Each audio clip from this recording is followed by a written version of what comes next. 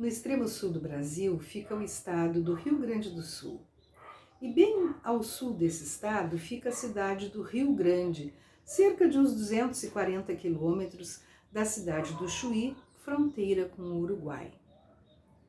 Na cidade do Rio Grande fica a Praia do Cassino, a maior praia em extensão do mundo, que permite, sob condições climáticas favoráveis, que se vá pela praia até o Uruguai.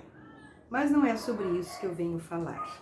Eu venho falar sobre um livro que vai contar a história da construção dos moles da Barra, o cartão postal da Praia do Cassino. Quem já visitou a Praia do Cassino, quem já viu os moles da Barra, que entram 4 quilômetros adentro do oceano, o mole oeste, que fica na cidade do Rio Grande, na Praia do Cassino, e o mole leste, que fica na cidade de São José do Norte, não tem talvez a dimensão do que foi essa barra em tempos idos e do quão gigantesca foi a construção desses moles. Apresento, pois, o livro Sonhos de Pedra, a história da construção dos moles, uma das maiores obras da engenharia marítima, da autoria de Clécio Santos, editora Cabrion. É um livro maravilhoso, a iniciar pela qualidade das suas páginas acetinadas, pelo fato de ele ser bilíngue. Temos aqui o texto em português e aqui o mesmo texto em inglês, pelas ilustrações que vêm de acervos ou que vêm de fotos recentes tiradas por fotógrafos importantes do Rio Grande, como estas fotos do fotógrafo Thierry Rius, engenheiro fotógrafo Thierry Rius, selos.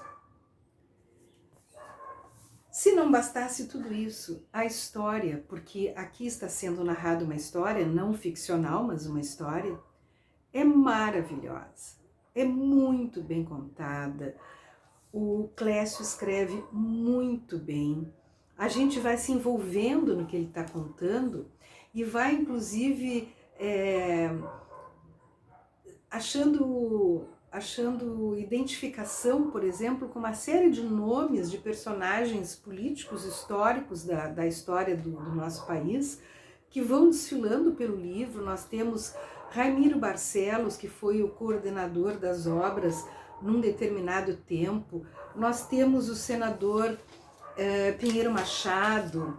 Aparecem também ali o Silva Paz e muitas figuras importantes da nossa história. E o livro, ele inicia, o bacana do livro é que ele não foca apenas na construção dos moles, ele faz toda uma retrospectiva histórica, onde ele vai vinculando, né, os acontecimentos, né, historicamente falando, e mostrando o porquê que esses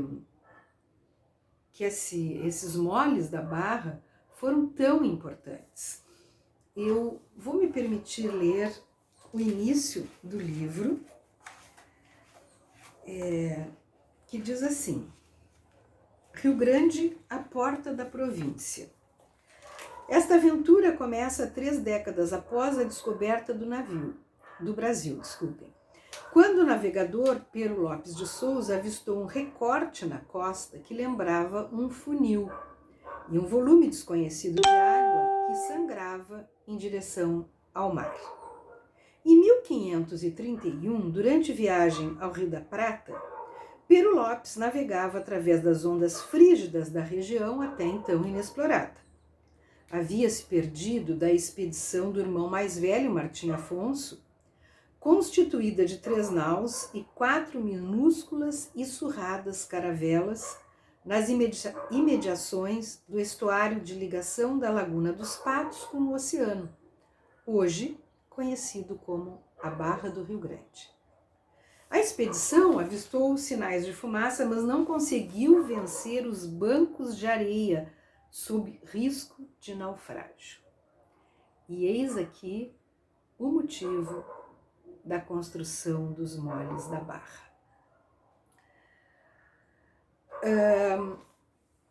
Essa barra, que inicialmente no século... que lá pelo século XVIII oferecia uma passagem de 4,40 metros de profundidade, foi se reduzindo com o passar dos anos. E acontece que as embarcações, em sua maioria, ou encalhavam ou naufragavam na entrada de Rio Grande, de tal modo que a barra passou a ser conhecida pelo nome de Barra Diabólica. Cada vez mais difícil entrar pelas águas em Rio Grande, foi necessária a figura do prático, que ia numa pequena embarcação à frente dos navios, mostrando o caminho onde poderiam ser evitados os acidentes, ou também recolhendo as pessoas quando os acidentes efetivamente aconteciam. A construção desses moles, como o livro nos mostra, teve muitas idas e vindas, envolveu pessoas de firmas de engenharia estrangeiras, envolveu americanos, franceses, e quem começou realmente a colocar a construção, tocar a construção, foi o engenheiro Honório Bicalho, em fevereiro de 1883. Esse engenheiro ele já era bastante conhecido por ter comandado a construção do trecho da famosa ferrovia Dom Pedro II. E ele sonhava com uma transformação portuária igual à ocorrida em Liverpool, antiga vila de pescadores, no reinado de Elizabeth I, que acabou por transformar a Grã-Bretanha na principal porta de comércio do mundo. No entanto, morreu muito jovem, o engenheiro, sem ter visto a sua obra construída. Para meu espanto, eu leio aqui que houve em Rio Grande também foco da revolta da Armada. Eis que, em 6 de abril de 1894, Rio Grande amanhece sitiada por embarcações, sob fogo dessas embarcações, que continuavam a revolta da Armada, que já tinha sido sufocada no Rio de Janeiro. A construção desses moles, por sua complexidade, sua grandiosidade, como eu já disse, teve idas e vindas. Até que, em 11 de dezembro de 1907, as obras recomeçaram e o então intendente Juvenal Otaviano Miller jogou a cal no local onde uma placa de mármore foi fixada com os dizeres: inauguração das obras da Barra. Também me causou admiração saber que essas pedras que formam os moles da Barra, muitas delas vieram de uma pedreira em Capão do Leão, uma cidade próxima a Rio Grande, e que ali, quando essas pedras começaram a ser retiradas e serem levadas de trem para Rio Grande, aquilo se tornou, nas palavras do autor do livro, um inferno a céu aberto, porque muitas pessoas foram para lá, para trabalhar lá, e Capão do Leão, a pedreira de Capão do Leão, deixou um rastro de mortes, quer por brigas, por alcoolismo ou até por acidentes. O livro é muito interessante e ele é envolvente, ele não é apenas com dados de quilometragem, de peso, de construção, de material de construção. Ele é uma história que envolve. Eu, que morei 20 anos na cidade do Rio Grande, eu me identifiquei muito com o livro. Eu fiquei sabendo quem eram pessoas que são nomes de rua lá.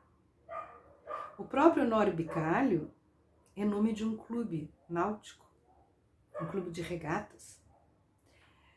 O intendente Juvenal Otaviano Miller é o nome da escola onde eu estudei, Instituto de Educação Juvenal Miller.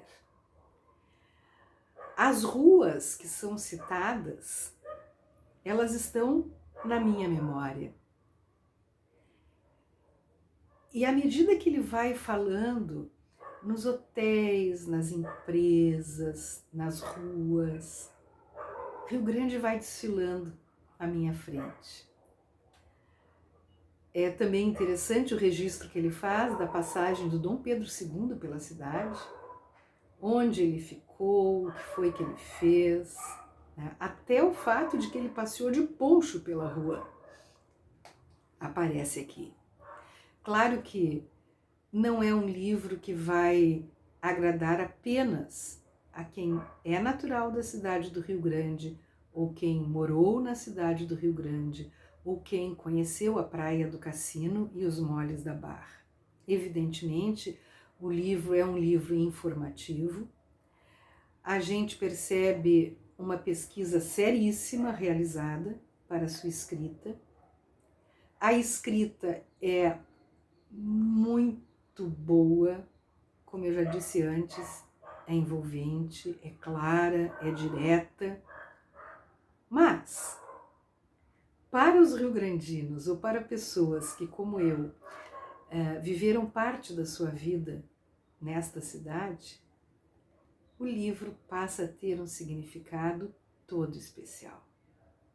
Independente disso,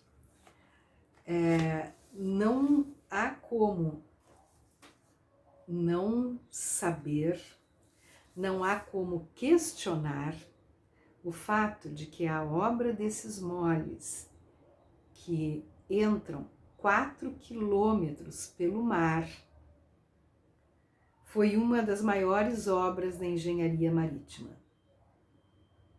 A Barra do Rio Grande, onde em séculos anteriores navios encalhavam, naufragavam, pessoas morriam, hoje dá passagem a imensos e luxuosos transatlânticos e a imensos barcos carregados de containers. Para aqueles que gostam de história, para aqueles que gostam de construções de engenharia, para aqueles que gostam de ler sobre obras desafiadoras, construções desafiadoras, este livro é imperdível. Sonhos de Pedra, a história da construção dos moles, uma das maiores obras de engenharia marítima, da autoria de Clécio Santos, editora Cabrion. Procure o livro, você vai gostar.